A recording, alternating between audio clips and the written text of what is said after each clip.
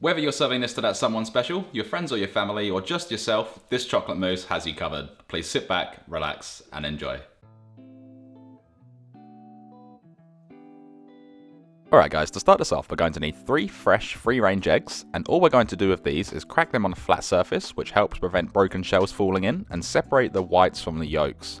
You can do it the way I'm doing here, or another good way is to crack the eggs into a bowl, and gently pick the yolk up, allowing the whites to fall in between your fingers. Once the eggs are separated, just pop them aside for the time being.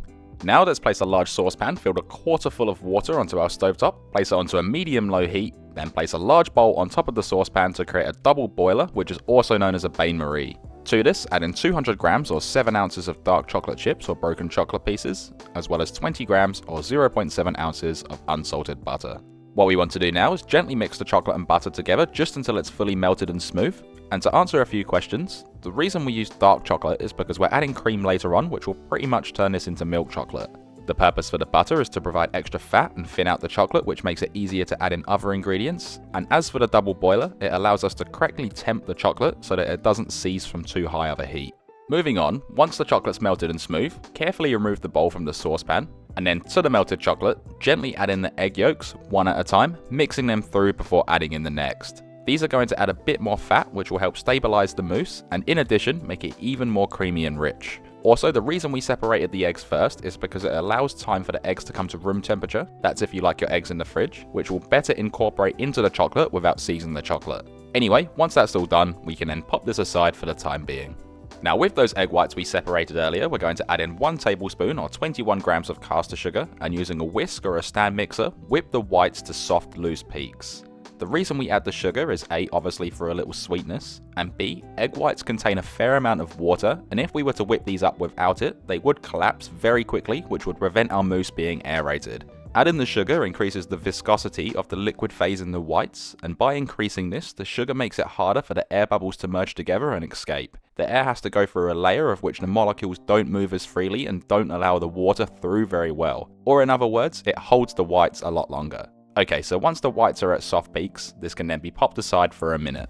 Now in another bowl, pour in 1 cup or 250 milliliters of thickened cream, also known as heavy cream or whipping cream, and again, using a whisk or a stand mixer, whip this up, but this time to stiff peaks. Like I said earlier, this is going to pretty much turn the dark chocolate into milk chocolate, and it's also going to provide more stability and aeration to our mousse. So now to assemble this, we're firstly going to very gently add in the soft peaked egg whites into the chocolate mixture, then only using a spatula or a wooden spoon, very gently fold the egg whites through the chocolate mixture.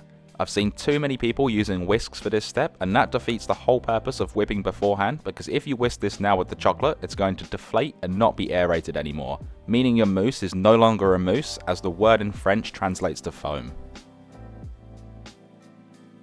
Once you have the egg whites fully incorporated, it's time to add in the stiff peaked thickened cream, and you can use the same spatula to do this, and with the cream, repeat the process as before, very gently folding it through until it's completely incorporated, smooth, and beautifully aerated.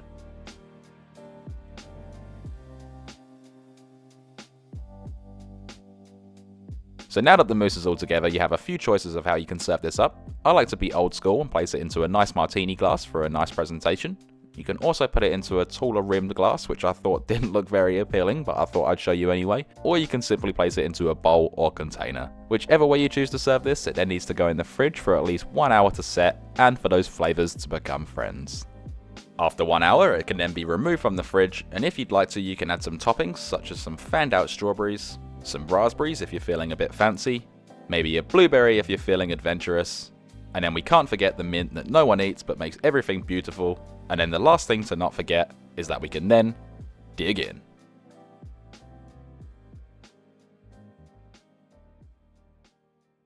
So that's all it takes to make this fantastic dessert that's the perfect ending to any meal. The recipe that I've done here serves 4 and can easily be doubled, tripled and so on. And to store it, you can either leave it in wherever you've served it in or place it into an airtight container in the fridge for up to 3 days.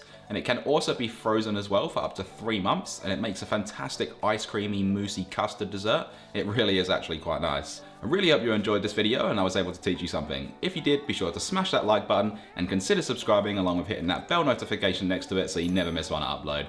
Thanks for watching everyone, stay safe and enjoy.